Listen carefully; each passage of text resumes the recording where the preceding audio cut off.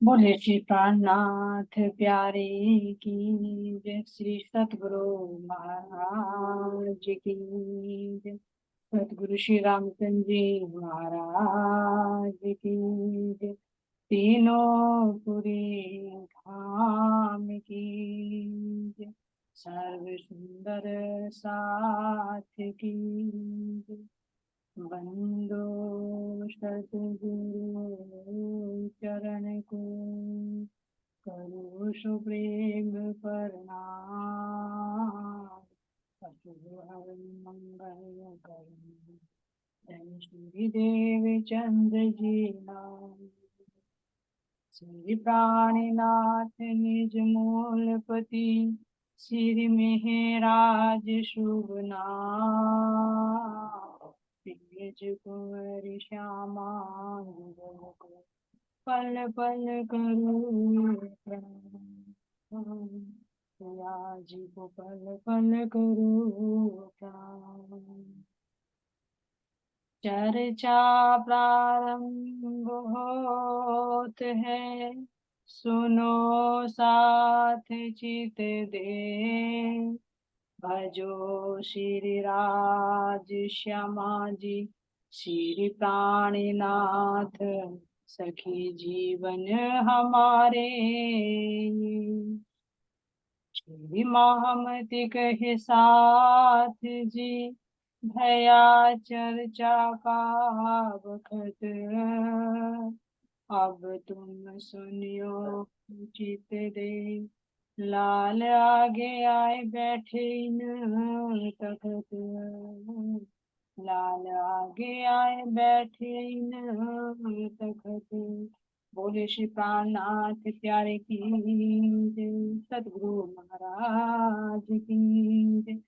महामती स्वामी श्री लालदास जी महाराज की जय। प्रणाम जी सभी संगत साथ के चरणों में कोटि कोटि प्रेम प्रणाम। चलते सुंदर साथ की गीता साहिब की तरफ। और आम खलक ज्योति श्री मलकुती अकल। ये आगे ना चल सके नकल की नकल। नकल की नकल। तो महाराज जी का वर्णन करे सुंदर साथ जी। 3 प्रकार की सृष्टि है ना। कल बताया कि राज्य महाराज जी के यानी हक की 3 सूरतें कौन कौन सी है, बसरी मलकी और हक्की। उनके अंदर कौन कौन सी शक्तियां रही और उन्होंने क्या क्या कार्य किए। आज खोल रहे हैं तीनों प्रकार की सृष्टि। तो तीनों प्रकार की सृष्टियों में तीनों के धाम भी बताए कि जीव सृष्टि वैकुंठ से निराकार से, ईश्वर सृष्टि अक्षर ब्रह्म के सत्स्वरूप से, और जो तीसरी सृष्टि वो परम धाम से आई है जिनको ब्रह्म सृष्टि कहते हैं। तो वेदों में भी और कहते में भी तीनों की इनकी साक्षी है ना। जैसे कहा बगुला हंस और पराहंस। इसी तरह से कतेब में देखें तो आम खास और खासत खास। तो नाम भले ही अलग अलग हैं लेकिन संकेत उन्हीं के तीनों सृष्टि के। तो अब तीनों के अंदर की बात बता रही हैं कि जो मलकुत से जो बनी है जीव सृष्टि, जिसको निराकार से भी कह दिया, तो इनके अंदर बुद्धि कौन सी होती है सुंदर साथ जी?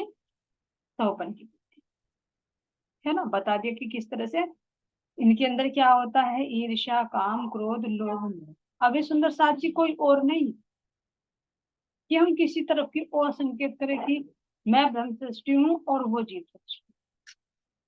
अपने अंदर में भी देख, अपने व्यवहार से महाराज जी ने वाणी में कहा है कि तीनों सृष्टियों की पहचान उनके लक्षणों से होती है।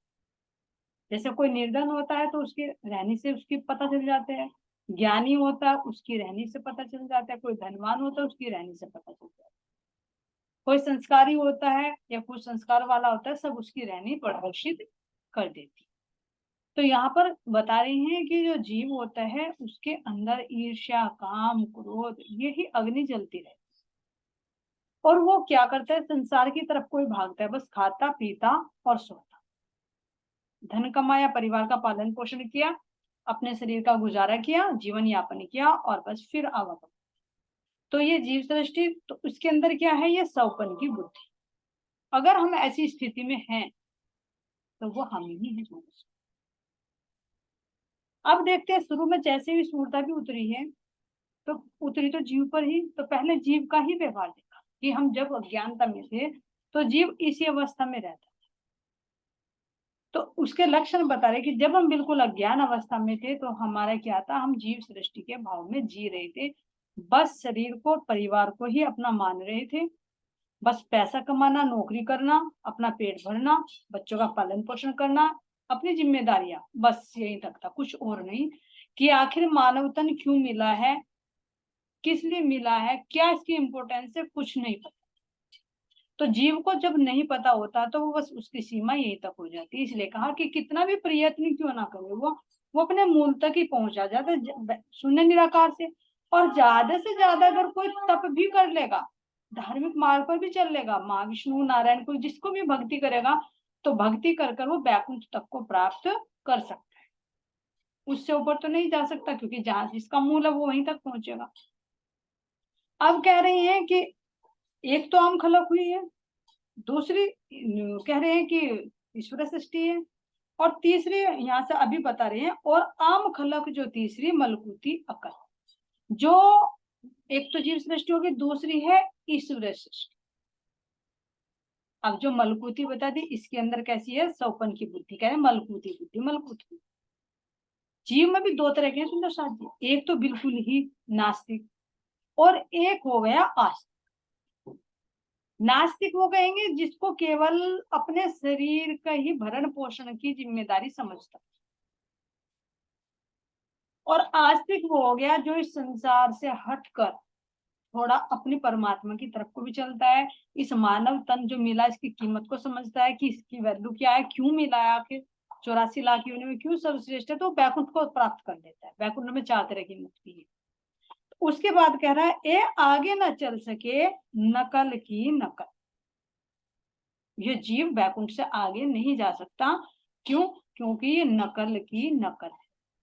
अब नकल की नकल क्यों कह रहे सुनिए, देखिए, क्योंकि अब आदि नारायण से उत्पन्न हुआ है जीव, और आदि नारायण है क्या, अक्षर ब्रह्म का सौपनिक स्वरूप, सौपन का बना हुआ स्वरूप। तो इसलिए कहीं कहीं पर जो माहेश्वर तंत्र भी देखते हैं तो आदि नारायण को भी आदि जीव या महाजीव कहा। आदि जीव यानी और महाजीव। आदि जीव मतलब जो सबसे पहले बना, जब अक्षर ब्रह्म को सब बनाया तो उनमें उनका जो स्वरूप खड़ा हुआ, तो वो हो गया आदि जीव, यानी सबसे पहले बनने वाला, है ना। और दूसरा क्या कह रहे हैं, महाजीव, यानी इन जीवों से बना। तो अब अगर कोई जीव यहाँ तक पहुंचता है तो वो जीव अवस्था में रहता है, लेकिन अगर कैवल्य मोक्ष की प्राप्ति करके जब ऊपर बेहद में जाता है तो वो आत्म स्वरूप बन जाता है। इसलिए नारायण से ऊपर कोई जीव नहीं जाता। अब कोई इसी भी बेहद मंडल में देख लीजिए, है ना, बेहद मंडल में कह रहे हैं कि जो अव्यकृत का स्थूल है प्रणव ब्रह्म, उसका प्रतिबिंब आदि नारायण के भी स्थूल में पड़ता है ना, क्योंकि ऊपर अखंड है और नीचे क्या है, बनने मिटने वाला, उसी का नाम है, तो उसे भी उसी उसे कहा गया है प्रणव ब्रह्म, और जो ऊपर है उसको भी प्रणव ब्रह्म कहा। तो निचले वाले प्रणव ब्रह्म से लेकर उसके महाकारण तक अगर पहुंचता है तो वो जीव अवस्था में होता है, क्योंकि नारायण का अंश नारायण में समाहित हो जाता है। और नारायण को भी महाजीव कह दिया, आदि जीव कह दिया। लेकिन जब नारायण भी अपने मूल में जाएगा तो वो अक्षर ब्रह्म का संकल्प, अक्षर ब्रह्म का स्वरूप है फिर वो तो ऊपर वो आदि नारायण नहीं कहलाएगा, ना जीव कहलाएगा। इसी तरह से यहाँ के जीव भी जब ऊपर जाते हैं नित्य वैकुंठ में, एक वैकुंठ नीचे है आदिनारायण के महाकाल में, एक नित्य वैकुंठ है अव्यकृत के महाकाल में। तो जब उसमें पहुंच जाता है कोई भी जीव, यानी बेहद मंडल में अगर प्रवेश कर जाता है तो वो जीव वहां पर आत्म स्वरूप हो जाता है। तो इसलिए कह रहे सुंदर साथ जी, जब केवल्य अवस्था को प्राप्त होता है जीव, तो वो आदि नारायण की सारूप्य अवस्था, 4 तरह की मुक्ति है ना, सारूप्य, उसी के रूप में एक हो जाता। तो 3 तरह की ये जो मुक्ति है, सालोक्य, सारूप्य और सामीप्य, ये 3 तो प्रतिबिंब पुस्तक सतलोक क्या प्रतिबिंब वैकुंठ तक रहती है। लेकिन एक मुक्ति है जो सायुज्य मुक्ति, यानी अपने इष्ट के अंदर समा जाए। तो वो कौन सी होती है? केवल नित्य वैकुंठ में वही पहुंचती है। तो वहां पहुंचने के बाद जीव क्या करे? जीव जीव भाव में नहीं रह जाता, वो आत्म स्वरूप में हो जाता है। तो उसी का ही तो प्रतिबिंब ये पड़ा। तो ऊपर ईश्वर सृष्टि हो गई है ना, अक्षर ब्रह्म की सूरता हो गई। और फिर जब अक्षर ब्रह्म नीचे आए स्वपन में, तो वो नारायण का रूप हो गया, उसकी जो वृत्ति बनी तो वो जीव सृष्टि हो गई। इसलिए कह रहे हैं नकल की नकल, ध्यान देना। इसलिए कह रहे ए आगे चल ना सके नकल की नकल। इस दृष्टि से जीव सृष्टि को ईश्वर सृष्टि की नकल कहा। जैसे पीछे देखे कि ईश्वर सृष्टि को क्या कहा गया है? ब्रह्म सृष्टि की नकल, पड़ोसन भी कहा गया है ना। ऐसी स्थिति में क्योंकि अक्षर ब्रह्म के अंदर वो वृत्ति बनती, अब अक्षर ब्रह्म का ही स्वपन का स्वरूप माँ विष्णु है, और फिर उसकी जैसी वृत्ति थी वो ईश्वर सृष्टि थी, उसकी वृत्ति कहाँ बनी? नीचे जीव रूप में। तो वो नकल की नकल हो। जैसे अगर उदाहरण में देख लो, सरल सी भाषा में, हम सो गए, ठीक है, निद्रावस्था में चले गए, तो स्वप्न में हमारा एक स्वरूप खड़ा होता है ना। तो वो क्या है? हमारी तो नकल है वो। एक तो हमारा ये है स्वरूप नकल, जो बना मिटना है नकल है, लेकिन मेरा जो स्वपन का बना हुआ स्वरूप है वो भी तो नकल की नकल है। मेरे ही जैसा, मेरा ही नाम, मेरा ही रूप, कोई अलग तो नहीं होगा। तो इस तरह से यहाँ कह रही है, जैसे अक्षर ब्रह्म का स्वपन का स्वरूप माँ विष्णु है, ऐसे ही ईश्वर सृष्टियों का स्वपन का स्वरूप जीव सृष्टि, क्योंकि वो ज्ञान की वृत्ति अज्ञानता में आ जाती है। जैसे जागृति का अक्षर ब्रह्म स्वपन में आ जाता है और आदि नारायण वो कहलाता है। तो अब क्या कह रहे सुंदर शाह जी? यहाँ हुकुम के अमल में ना कोई उतरे मोमिन, हकीकत मार्फत भी किन आगे करे रोशन। तो हुकुम के अमल, यानी जब अक्षराज जी महाराज जी ने अपने हुकुम का स्वरूप बनाकर अक्षर ब्रह्म की आत्मा को मोहम्मद साहब के रूप में भेजा, उस समय कोई ईश्वर सृष्टि या ब्रह्म सृष्टि नहीं। तो इसलिए कह रहे कि हकीकत और मार्फत की बात फिर किसके सामने की? हकीकत और मार्फत की बात किसके सामने कह? क्योंकि हकीकत का ज्ञान ईश्वर सृष्टि ले सकती है और मार्फत का ज्ञान ब्रह्म सृष्टि दे सकती है, और वे दोनों नहीं थी। तो जीव सृष्टि थी, तो जीव सृष्टि में भी दो तरह की कैटेगरी होती है, एक बिल्कुल नास्तिक और एक आस्तिक। तो नास्तिक को कर्मकांड बता दिए कि तुम भाई इस राह पर चलते रहो, 52 नियम दे दिए, और जो एक विशेष समझे उनको तरीकत का ज्ञान दे दिया। तो जैसे अली के सामने बताया उन्होंने, जिससे सूफी मत चला। जो प्रेम भक्ति करते हैं ना, मुस्लिम लोगों में भी कुछ तो शरीयत की भक्ति करते हैं और कुछ तरीकत की भक्ति करते हैं, यानी भी फिर कर्मकांड का पालन नहीं करते, प्रेम भक्ति करते। तो ये सूफी मत इन्हीं से ही चला है, जो अली को दी थी तरीकत की भक्ति। तो इसलिए सुंदर साथ जी कह रही हैं, फुरमान लाए मोहम्मद की न खोली ना इशारत, तब रूहे आई ना थी तो पीछे फिर कही सरत। जो फुरमान, जो कुरान का ज्ञान लेकर आए थे मोहम्मद साहब, तो वे किसके लिए इशारे खोलते? किन खोले ना इशारत, जो संकेत दिए गए थे संकेत ही दिए, खोले नहीं वे।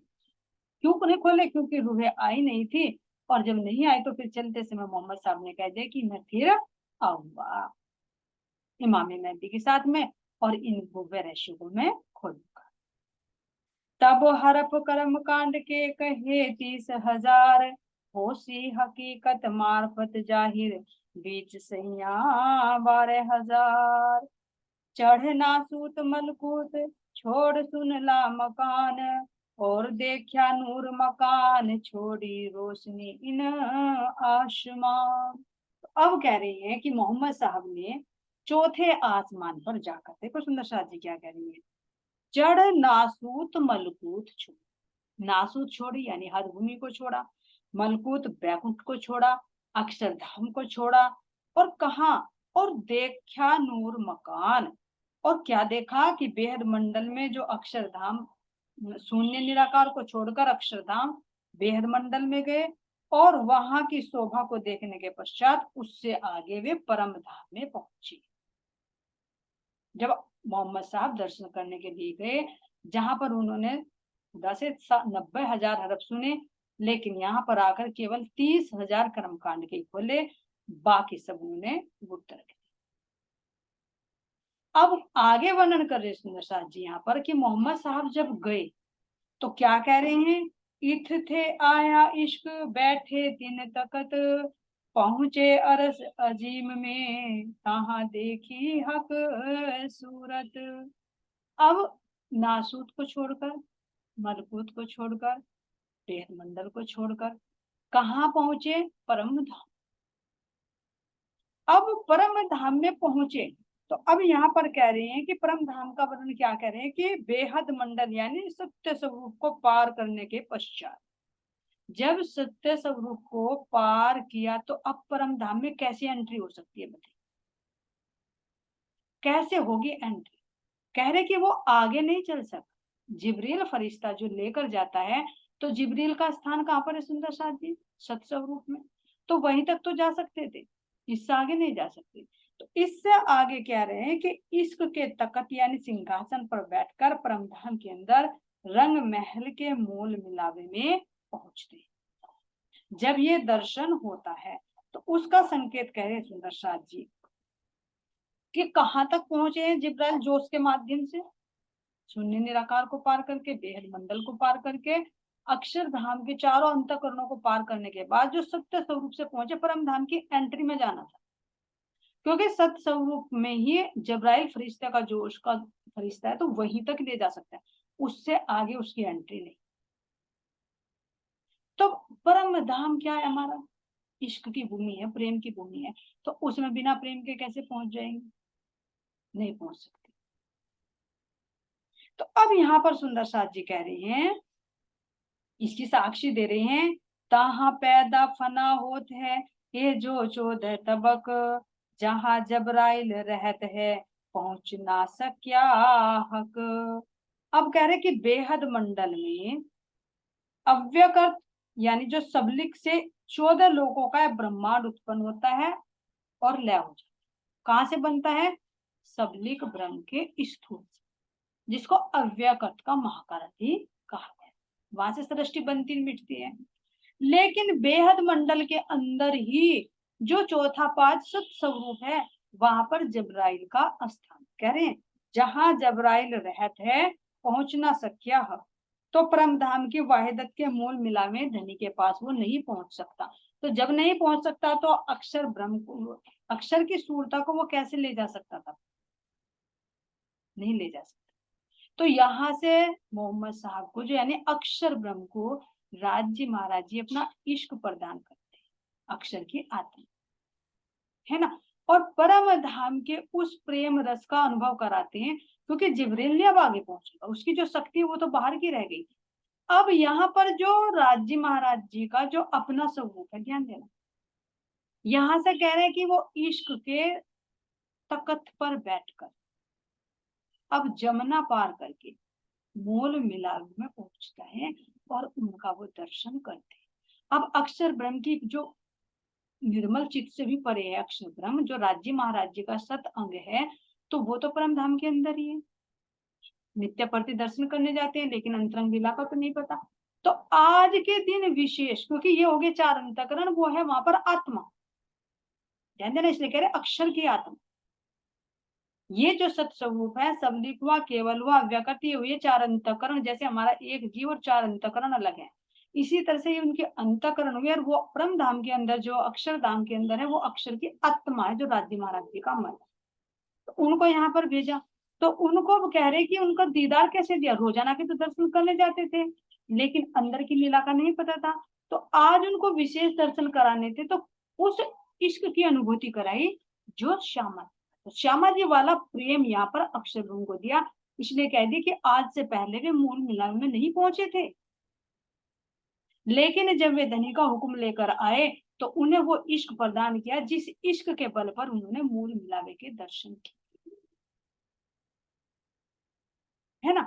और फिर मूल मिलावे के दर्शन करने के बाद उन्होंने रंग महल के मुख्य द्वार को भी देखा, जिस मुख्य द्वार के एक अक्ष बनाकर यहाँ पर मस्जिद में नमन करते हैं मुस्लिम। लेकिन अंदर का नहीं माना, जो मोहम्मद साहब ने कहा कि मैंने दर्शन की अमृत सूरत है खुदा की, लेकिन इन्होंने क्या कहते हैं कि वो तो सुन नहीं रहा, बस वो अक्ष बनाते। तो देखा होगा इनकी मस्जिद में केवल अक्ष बना होता, तो वो रंग महल के मुख्य द्वार का ही प्रतिबिंब है जो ये बनाते। तो सुंदर साथ जी यहाँ पर कह रहे हैं कि अब यहाँ से क्या कह रहे वे, पहुंचे अरसगी में तहा देखी हक सुन। अक्षरधाम से भी परे रंग महल के मूल मिला में पहुंचे और राज्य महाराज जी की वहां पर अमृत सूरत का दर्शन किया। देखा मिलावा धनी का रूहे 12,000 और देखा अरस अजीम का चौथा नूर के पार। वहां पर क्या देखा, जो चौथा आसमान है यानी अक्षर के भी परे है, जो 12,000 रूहों को देखा, और धामधनी की अनुपम शोभा को भी उन्होंने देखा। और जो कह रहे हैं कि सारे रंग महल को भी, जमुना जी को भी, सात वनों को भी, है ना, हौज कौसर को भी, सारों का उन्होंने वर्णन किया। और यहाँ पर कह रहे हैं कि इसी तरह से सुंदर साथ जी कहे दो तकरार लैल के उतरे रूहे फरिश्ते चित, सो फेर आवेंगे आखिरत करी बातें साबित। अब उन्होंने क्या कहा, आकर क्या कहा कि जो लैलतुल कद्र की यानी महिमा मान रात्रि है, तो उसके 2 खंड व्यतीत हो चुके। ध्यान देना, कुरान में कहा है कि जो परमात्मा है उनके महिमामयी रात्रि है जो लैलतुल कद्र, उसके 2 खंड व्यतीत हो चुके, ब्रज और रास। और तीसरा ये है, तो इस तीसरे में वो परमात्मा खुद प्रकट होंगे अपनी रूहों के साथ, और तब मैं भी आऊंगा। तो उन्होंने तीसरे तरफ को संकेत दिया, सो फिर आवेंगे आखिरत करी बातें सारी, कि वे आएंगे। और उन्होंने जो कहा था फिर खुद प्रकट हुए, उनके साथ में वे भी आए और उस बात को उन्होंने सत्य सिद्ध कर दी। अब यहाँ पर सुंदर साथ जी बता रहे हैं कि जो मोमिन आए हैं, तो इन मोमिनों की महिमा क्या है, क्योंकि जैसे जैसे कार्य है वैसे वैसे इनकी महिमा है। अब क्या कह रहे हैं यहाँ पर, सेवा सिफत मोमिन की पहुंचत है सब हक, इन समान बंदगी नहीं कोई बुजरक। ऐसे सुंदर साथ जी कुरान में भविष्यवाणी कर दी, तीनों संकेतों का देकर ब्रह्म सृष्टियों को बता दे कि अब आई हुई है, तीसरा तकरार चल रहा है ये, और इसमें जो मोमिन आए हैं, तो अब क्या कह रही हैं, सेवा सिफत मोमिनों की। अगर इन ब्रह्म सृष्टियों की कोई सेवा करता है या उनकी महिमा का गान करता है, तो वो सारी सेवा, वो सारी महिमा हक को पूछती। जैसे यहाँ पर फिर उदाहरण दिया जा रहा है, नर सेवा नारायण से। नर की सेवा करोगे, जीवों की सेवा करोगे, तो नारायण की सेवा मान जाती, क्योंकि वो उसी का ही। इसी तरह से ब्रह्म सृष्टियां राज्य महाराज जी के ही हृदय का प्रकाश, उन्हीं की हृदय की किरणें, तो उनकी सेवा, उनकी प्रशंसा, किसकी प्रशंसा होती है, हक की प्रशंसा। जी बहुत में नहीं, इन समान बंदगी नहीं कोई पूछे। सबसे बड़ी बंदगी बता दे, सबसे बड़ी बंदगी यहाँ पर क्या है, इन मोमिनों की प्रशंसा करना और इनकी सेवा करना। तो अब पन्ना जी में क्या होगा, सेवा ही तो होगी दिन रात, उनके गायन ही तो किया जाएगा, जिनकी महिमा को, ये देखो ब्रह्मा विष्णु महेश भी गायन करते हैं, भले ही ब्रज के स्वरूप से करते हैं, लेकिन करते तो उन्हीं ब्रह्म सृष्टियों की जिनकी चरण रज की भी इच्छा करते हैं कि हमें भी वो चरण रज, हमें भी वो प्रेम प्राप्त हो। तो कह रहे इससे बड़ी कोई और सेवा नहीं है। क्यों? क्योंकि ब्रह्म सृष्टियों की सेवा सीधी ब्रह्म को पहुंचती है, परमात्मा को पहुंचती है। अब कह रहे सुंदर साथ जी, और सुन्नत जमात की जो बातें हक सोबत, तिनको दीदार जो करे ताकि ना आवे जुबा सिफत। अब कह रहे जो सुन्नत जमात की, जो तारतम वाणी के प्रकाश में ब्रह्म मुनियों और राज्य महाराज जी पर अटूट श्रद्धा रखते हैं और धाम धनी की शोभा और श्रृंगार में खोए रहते हैं। ये 2 चौपाई विशेष ध्यान से सुनना सुंदर सा। और सुनत जमात की जो बातें हक शोभत। जो जमात यानी जो रूह धामधनी की शोभा श्रृंगार में खोई रहती है, आठों पहर 64 घड़ी वो उसी की सेवा में तल्लीन रहती है। अगर उसकी सेवा की जाए, उसकी प्रशंसा की जाए और उसकी शोभत की जाए, उसकी संगति की जाए, तो इससे बड़ी सेवा और कोई नहीं है। क्योंकि उसके हृदय में कौन है? धामधनी। अगर उसकी सोबत कर रहे हैं तो किसकी सोबत हो रही है? धामधनी की सोबत। उनके हृदय में कौन है? धामधनी। अगर हम रूहों की प्रशंसा करें तो वो शोभा किसको पहुंच रही? धामधनी। हम सेवा रूहों की कर रहे हैं तो वो किस, उसके हृदय में कौन बैठे? धामधनी। तो वो सेवा किसको पहुंच रही है? धामधनी। तो इससे बड़ी बंदगी कुछ और नहीं है। ये नहीं कह सकते हम कि यहाँ सुंदर साथ मिला तो हमने मुंह फैलिया कह रहे हम तो मूल मिलाए में प्रणाम कर देंगे, यहाँ भले ही मुंह चढ़ाए रखे। नहीं, अरे प्रेम तो यही दिखाना है, वहां तो है ही एक रूप। रहनी करके तो यही दिखानी है, वहां थोड़ी दिखानी है। वहां तो है एक रूप। तो इसलिए कह रहे कि तिन को दीदार जो करे ताकि ना आवे जुबान सुफत। अगर कोई उस ब्रह्म सृष्टि की जिसके हृदय में धामधनी विराजमान है, जो आठों पैर 64 घड़ी धामधनी के उस प्रेम रस में डूबी रहती है, अगर उसका दर्शन भी हो जाए तो उसके अंदर की तरंगे वो हमें अटैच कर सकती, क्योंकि उसका ओरा ऐसा ही हो सकता है। देखा होगा तो प्रैक्टिकल हो जाता है। जैसे कि संगति करते हैं वैसी उसकी रंगत चढ़ जाती है। इसलिए कह रहे सुंदर शाह जी, तो इन जमात की क्यों कहे शोभा सत इन मुख, ये शोभा शब्दातीत की कहियो न जाए या मुख। इन ब्रह्मात्माओं की परम धाम में जो अखंड शोभा है, जो यहाँ पर सूरता रूप से आई है, परम धाम में जो अखंड शोभा है, उसका वर्णन मैं इस जुबान से कैसे करूं? नहीं किया जा सकता। यह शोभा तो बेहद मंडल से भी परे अखंड परम धाम की है, तो उनकी शोभा का मैं वर्णन कैसे करूं? यहाँ तो थोड़ा सा उनके व्यवहार से, उनके गुणों से, उनके ज्ञान से, उनकी महिमा का वर्णन थोड़ा संकेत में ही किया जा सकता है। लेकिन अगर एक पल की भी सेवा इनकी हो जाए तो वो कहाँ तक पहुंचती है? क्योंकि इनके ऊपर तो कह रहे हैं कि त्रिगुण भी इनकी चरण रचाते हैं, तो और संसार के जीवों की किससे कामना की, किसको गिना जाए? जब त्रिगुण भी इनकी वंदना करते हैं, इनकी प्रशंसा गाते हैं, इनकी चरण रज की कामना करते हैं, और जिनकी वेद कतेव शास्त्रों में सब में इनकी महिमा गाई, ऐसी मोमिनों को अगर हमारे पास में कोई ऐसी मोमिन है और अगर हम उसको एक कड़वा शब्द भी बोल दे, उसका दिल दुखे, अगर वो रोए, तो से पूछे सुंदर साथ जी, हम खुद भस्म होकर जलकर भस्म हो जाएंगे। हम बाहर तन देखते हैं कि ये तो तन है, लेकिन उसके अंदर जो रूह है, जो अपने धनी के लिए तड़पती है, अपने प्रेम भाव में उमड़कर वो धाम धनी की कुछ भी सुंदर साथ की सेवा करती है, अगर हम उस सेवा में भी उंगली उठाते हैं तो इतने पाप के भागी बनते हैं, बहुत बड़ा गुनाह लगता है। पीछे जो काफिरों पर मुनकरों पर हुई ना, वे मुनकर फिर हम ही हो जाते हैं। इसलिए सुंदर साथ जी बहुत बड़ी शिक्षा इसमें दे रहे हैं हमें कि जिनकी चरण रज को ब्रह्मा विष्णु महेश शेष महेश भी चाहते हैं, और वे रुके यहाँ पर आई हैं भेष बदल कर, और उनको ना पहचान कर अगर हम कष्ट दे तो इससे बड़े पाप का भागी और हम कुछ नहीं। तो यहाँ पर सुंदर साथ जी कह रही हैं, हुकुम नूर खुदाए का जो है नूर जमाल, दायम आवे दीदार को फिरे मुजरा कर नूर जमाल। उनकी महिमा को बता रही कि अक्सर ब्रह्म अक्षाती श्री राज्य का नूर और हुक्म के स्वरूप है। उनका नूर और हुक्म का स्वरूप है।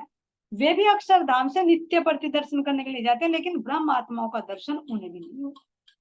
आज के दिन उन्होंने भी विशेष चाहना की कि मैं देखूं तो इनकी प्रेम लीला क्या है, और ऐसी ब्रह्मात्मा अगर यहाँ मिल जाए और हम उनको दुत्कारे तो कितना बड़ा हमारा दुर्भाग्य है। तो यहाँ पर सुंदर साथ जी कह रहे हैं कि इनकी सोहबत से ही यहाँ पर परम धाम का पूरा ज्ञान उतरता है, और ये जो संसार में सारे विकार फैले होते हैं, इन्हीं के ज्ञान के प्रताप से सारे विकार नष्ट हो जाते हैं। विकार सारे विश्व का मिट सी इन खुशबोए, सुनत शब्द संसार में बिन मेहनत एक सृष्ट होय। अब क्या कह रहे हैं? विकार सारे विश्व का, अब जो पन्ना जी में 10 वर्षों तक की जो लीला है, उसमें अखंड ज्ञान, प्रेम और सेवा की इस लीला की सुगंधी सारे संसार में फैल। कैसे सुंदर शादी, क्योंकि धाम धनी की साक्षात सेवा। तो जहां आत्मा के अंदर परमात्मा की सेवा होगी तो क्या उसकी सुगंधी नहीं फैलेगी, सारे में फैल जाएगी और अंदर का वो मैल मिट जाएगा। अगर हमारे अंदर का मैल नहीं मिटा तो हमें अभी परम धाम की सुगंधी आई ही। तो इसलिए कह रहे सुनत शब्द संसार में बिन मेहनत एक सृष्टि में। तो यदि सारा विश्व तारतम वाणी के प्रकाश को इसको आत्मसात कर ले, इस प्रकाश में आ जाए, तो बिना परिश्रम के ही सारा संसार अखंड मुक्ति प्राप्त, केवल किससे, एक प्रेम से। तो जीव भी अगर समर्पित हो जाता है तो फिर उसे कसम नहीं करनी पड़ती, रहनी तो जरूर करना पड़ेगा, विकारों को तो छोड़ने के लिए प्रयत्न करना पड़ेगा, लेकिन जो करोड़ों करोड़ों साल तक तप करते थे उस तप से बच जाएगा। इसलिए कह रही है बिन एक मेहनत एक सृष्टि, ये जीव सृष्टि भी अखंड मुक्ति को प्राप्त कर लेगी अगर ये धाम धनी पर विश्वास ले। अब कह रहे सुंदर साथ जी, ये जो मासूक जबरूत का कहियत है लाहूत, सो इत हुआ जाहिर वो पर मन मसनद मलकूत। अब कह रहे कि अक्षरब्रह्म श्री राज्य के दर्शन करने के लिए परमधाम में नित्य पढ़ते जाया करते थे, इसलिए अक्षरातीत उनके धाम को अक्षर ब्रह्म और अक्षर धाम को मासुक कहा जाता है। ध्यान देना सुंदर साथ जी, मासुक क्यों कहा, क्योंकि परम धाम में जो अक्षर ब्रह्म है उनके अंदर भी वो इश्क का प्रकाश है। तभी तो कहा कि पांचों स्वरूप एक है, अक्षर ब्रह्म भी, लीला भले ही अलग है लेकिन स्वरूप एक और लीला। तो परम धाम के अंदर फिर दोबारा से पढ़ रही हूं मैं, अक्षर ब्रह्म श्री राज्य का दर्शन करने के लिए प्रतिदिन परम धाम में जाया करते हैं, इसलिए अक्षरातीत और उनके धाम को अक्षर ब्रह्म और अक्षर धाम को मासुक कहा जाता है, क्योंकि दर्शन करने के लिए जाने वाला स्वरूप जो अक्षर ब्रह्म है वो आशिक होता है और राज्य महाराज जी अक्षर ब्रह्म के मासूक हैं, इसलिए वहां पर वो प्रेम का इश्क का तकत दिया, वो हृदय में प्रेम उड़ेल दिया जो आज तक उनको प्राप्त नहीं हुआ। राज के अंदर अनुभव तो किया, लेकिन फिर जब यहाँ मोहम्मद साहब के रूप में आए तो जागृति करके उनको वो स्वरूप दिखाए। रास में तो सुसुप्ति अवस्था में देखा, लेकिन यहाँ पर जागृति अवस्था में देखा। तो वही अक्षरातीत इस नश्वर संसार में श्री प्राणनाथ जी के रूप में जाहिर हुए, जिनका स्थान इस नश्वर जगत के कर्ता धर्ता आदि नारायण से भी ऊपर है। इसलिए कह रहे ऊपर मसनद मलकूत, जो मलकूत से भी ऊपर, और इन्होंने यहाँ के पूरे संसार में परम धाम का, चाहे वैकुंठ का ज्ञान हो, चाहे अक्षर धाम का बेहद का ज्ञान हो, चाहे परम धाम का ज्ञान हो, सारा इन्होंने यहीं पर आकर जाहिर कर दिया। और इन्हीं के प्रकाश से सुंदर साथ जी जीवों को भी 8 बहिष्तों का सुख प्राप्त होगा। तो ये हक की स्वरूप की यहाँ पर महिमा बता। अब कह रहे हैं सुंदर साथ जी आगे, चाहे ईश्वर सृष्टि हो, चाहे ब्रह्म सृष्टि हो, चाहे जीव सृष्टि हो, तीनों इनकी शरण में आ रही, क्योंकि तीनों को अपने अपने धाम तक यही स्वरूप पहुंचे। शोर पड़ा संसार में तब भया एक ख्याल, फरिश्ते सब पीछे फिरे नींद उड़ी नूर जमाल। जब सारे संसार में तारतम वाणी का प्रकाश श्री प्राणनाथ जी ने प्रकट कर दिया तो चारों तरफ क्या हो गया, शोर मच गया। कैसे, ईश्वर सृष्टि भी जागृत हो गई अंदर, इश्क की वृत्ति भी जागृत हो गई, ये जो जीव मुर्दा पड़ा हुआ था ये भी जागृत हो गया, ये गुण इंद्रिया भी संसार की तरफ से हटकर परमात्मा की तरफ को लग गई, तो ये जागृति ज्ञान का शोर ही तो मच गया।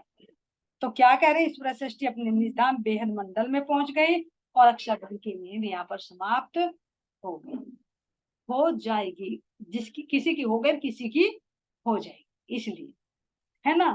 तब याद किया सुपन को उठे आठों भिस्त, नूर की नजरों चढ़े करके याद जो कस्त।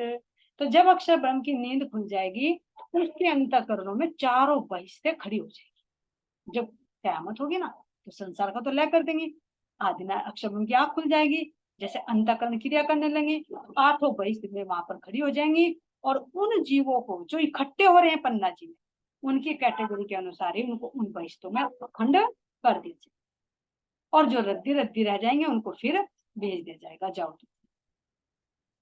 सैया अपने महल में पहुंचे नूर जमाल, खेल देख पीछे फिरे होत इत खुशाल। ब्रह्म षष्ठी अभी क्या करेंगी, अपने मूल मिला में जागृत हो जाएंगी। अक्षर ब्रह्म अपने धाम में जागृत हो जाएगा। और ईश्वर षष्ठी कहाँ पर, अपने सत्स्वरूप में, वहीं पर अखंड हो जाएंगी, है ना। सत्स्वरूप के महाकारण में उनके जीव भी अखंड हो जाएंगे। और उसके अक्षर ब्रह्म की जो वृत्तियां हैं वो भी वहीं पर रहेंगी, तो उनकी सूरता भी और जीव भी वहीं अखंड होंगे सत्य स्वरूप के महाकारण में। और जो ब्रह्म सृष्टियों के जीव है सत्य स्वरूप के निर्मल चित्त में हो जाएंगे।